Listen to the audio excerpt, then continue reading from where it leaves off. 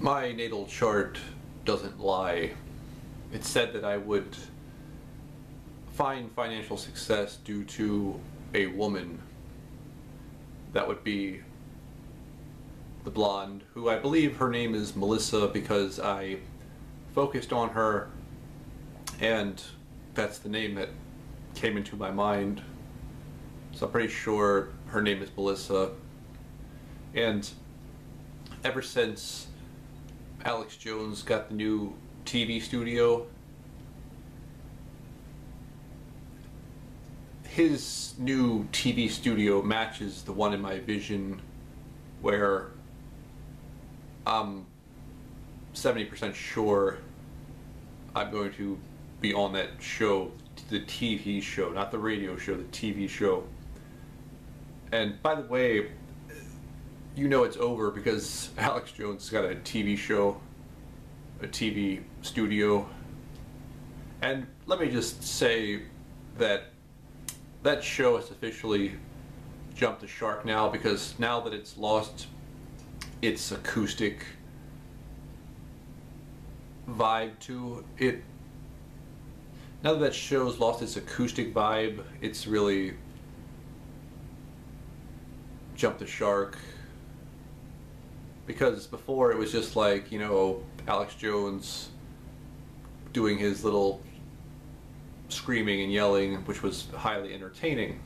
But now that he's going into TV mode, he's like backing up what he's saying with facts and articles, which inhibits the flow of the overall show, which is really inhibits the quality. So I'm really sad to see that. It's kind of like when Conan O'Brien stopped New York. When Conan O'Brien left New York, a big piece of the show went with it. So this is the same thing, where it just looks really, that new InfoWars studio looks really corporate and stupid, and it looks very soulless. But I'm sure I'll wind up there very soon. I know I've had visions of Melissa behind the studio, you know, so she was in like some anchor position, but she's not, but she's like there in like a celebrity capacity, not like a reporter or any that type of thing. Also, I have Venus in the 6th house. Gasp.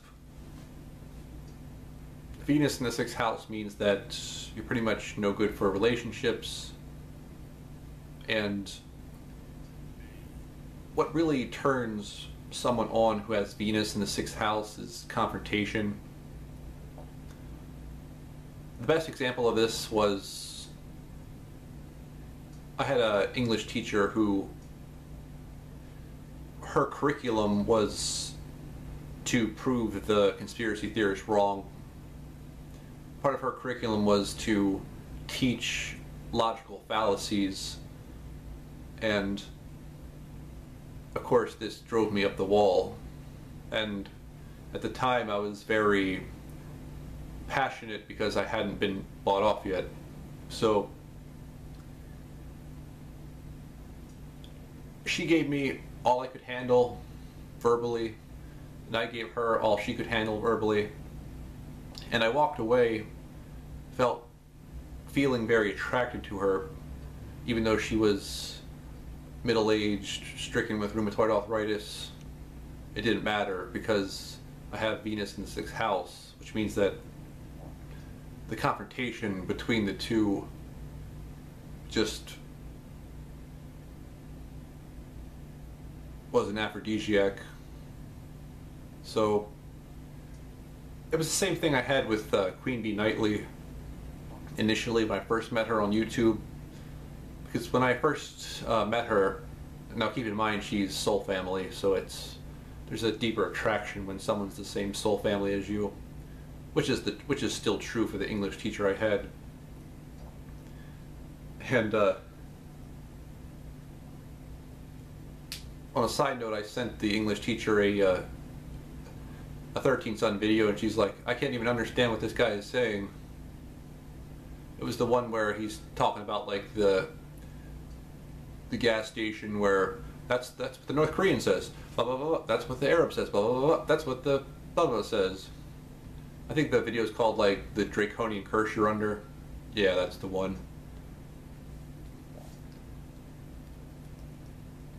So apparently Venus in the 6th house is a curse.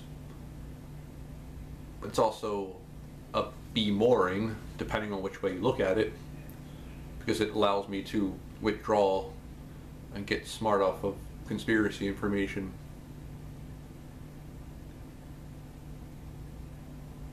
Also, let me give a shout out to a subscriber of mine called Tenzendel.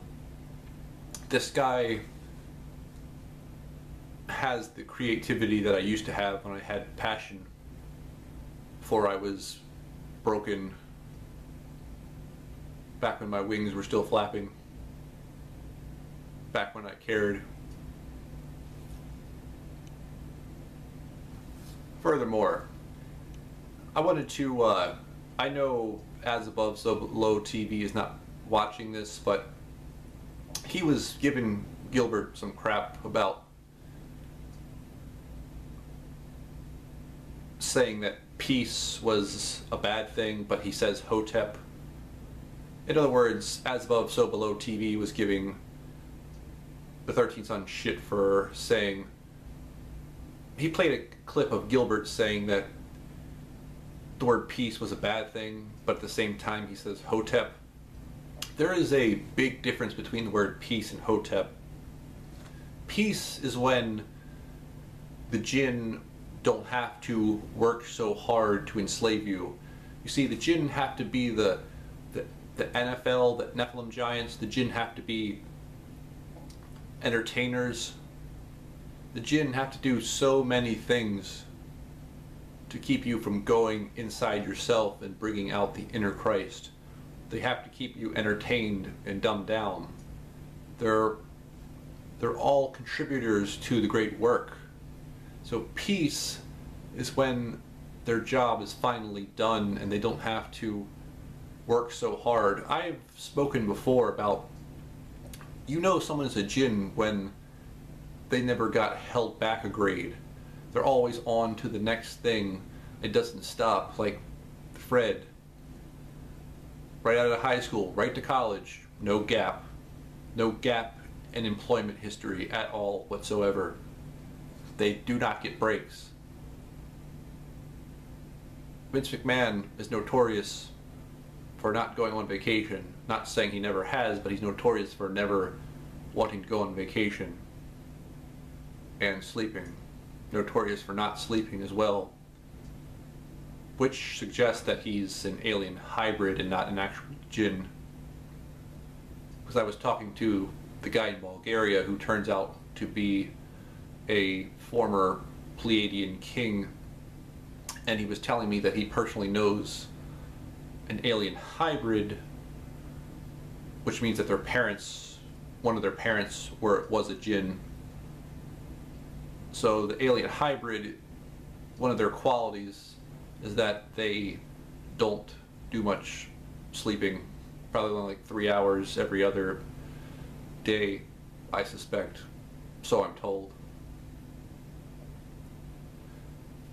So Hotep is obviously a more original word, and Hotep is Hotep, calmness, serenity. Peace is, you know, the inverted crucifix, the V for victory. They were victorious, so it's like the kind of like the Nike swoosh. It's victory. Victory over your soul.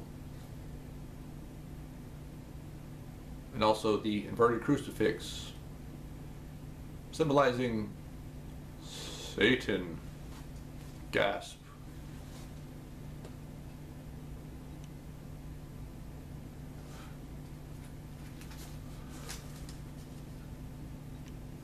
And let's just say that black people are at a great disadvantage because with every incarnation you have, you become more physical. white people have only been here for 13,000 years. We came from the fifth dimension in Atlantis. In this era, in this time period, since they lifted the quarantine in 2013, this is the first opportunity white people have ever had a chance to get out of the third dimension. So the black people that are here now, they had so many chances in past lives. They've been here for forever. This is why the Moors are more focused on the cash, claiming Moorish nationality, petitioning the IRS to get the money back off their straw man. See, the Moors, when I talk to the Canaanland Moors, they're always laughing at me every time I talk about Merkaba and this and that, and I say, how come you don't seem to care about asking someone like Tashrik Bey about magic lessons? And they just laugh at me and say, oh, that doesn't exist, and blah, blah, blah, blah, blah. See, black people are way more physical. This is why they don't do yoga, this is why they don't meditate, this is why they're not vegans, this is why they're eating meat. You're going to find a whole lot more. When you find vegans, they're white. When you find soul food eaters, they're black. Pig feet, chitlins, that's black. That's something you would do if you had so many incarnations.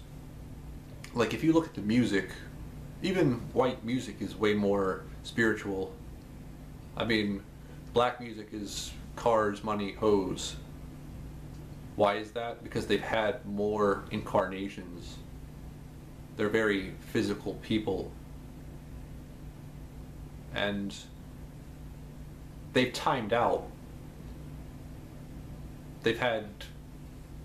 Now, there was a quarantine from 2013 and 400,000 years before 2013, and they had plenty of chances to get out before that quarantine. But now they're just so far gone. So far gone. And the Moors, the vast majority of them need a book to think. Even the ones that swear they don't, they need a book to think.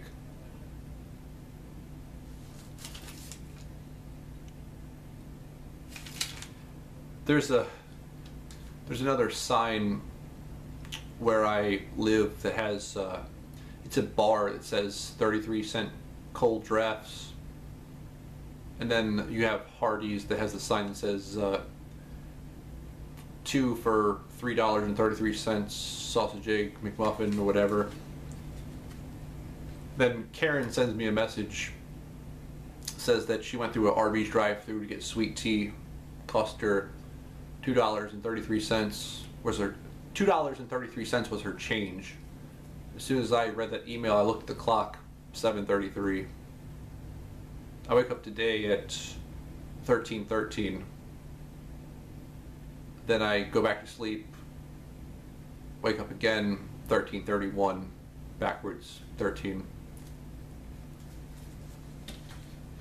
I had a dream that suggested that I was coming into money very soon, where I had a dream that I was at a video store, like Blockbuster. I grabbed a movie. I noticed that the clerk was sleeping, and I stole his jacket, which was a cold, dark jacket, and I walked out with the movie and the clerk's jacket. The video store symbolizes chapters in my life. The jacket is financial security. So in other words, I'm taking from the profane, taking their money. And the reason why it's a cold black jacket is because I don't feel good about it. And I was told by a subscriber of mine who claims to be a reptoid wizard that the dream symbolizes that I'm a good man who doesn't feel comfortable with the dirty money. but obviously I have to take it because there's really no options anymore. So I take the dirty money, which is the cold dark jacket. I take it from the profane, which is the guy behind the counter, the clerk who's sleeping. The profane are asleep. Dreammoods.com is a very good dream dictionary, but it doesn't have all the answers.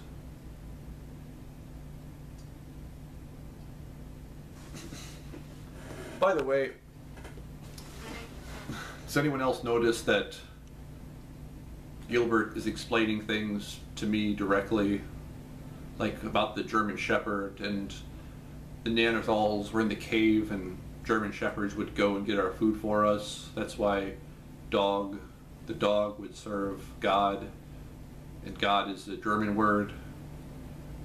You know, it means beast.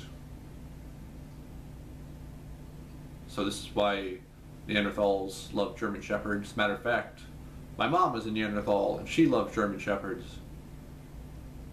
But what I'm getting at is that the sad thing is that the truth is that the only one who's really understanding and taking away lessons from what Gilbert is saying is me. I know you guys watching this, I know you're not really like paying attention, and a lot of you are asleep at the wheel.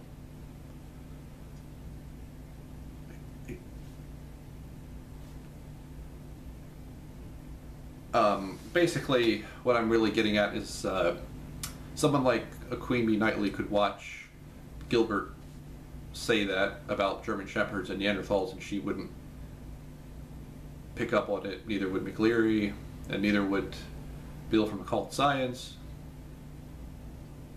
And the other day I said to Pendragon, I said, how do I have communion with my ancestors? And Penn responded, if you're looking for your ancestors, look in the mirror. Specifically for me. It's like Corey Taylor said, you're never too young to remember that you're old.